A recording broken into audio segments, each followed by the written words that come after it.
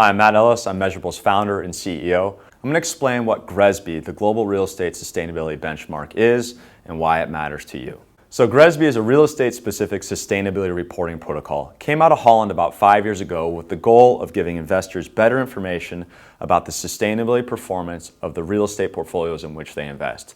That's things like energy, water, carbon, waste, as well as a variety of social and governance indicators. So what's the survey look like? Every year it's a little bit different, but basically it's going to include 7 different aspects, and they're going to look at qualitative data, things like policies and procedures, as well as quantitative data. How much energy did you consume? How much waste did you emit? So now we're going to take a deeper dive into exactly how best to prepare for GRESB. Step 1.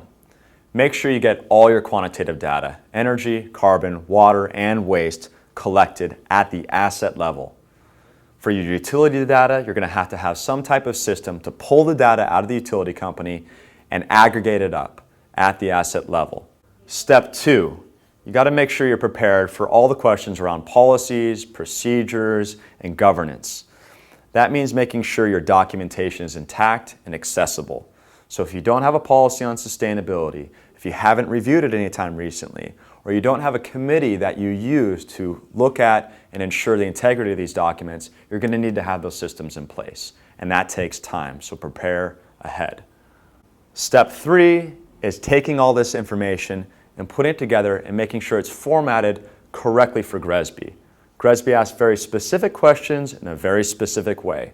So it's not as simple as saying you have consumed a certain amount of energy. You have to make sure you understand how much energy at the asset level for each meter, and then for your portfolio overall. And then repeat that for water, carbon, and waste.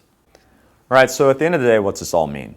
Right? GRESB is trying to give you some scores and rankings that allow investors to see how you're performing overall relative to your peers. And your goal is to get as good a score as possible, right?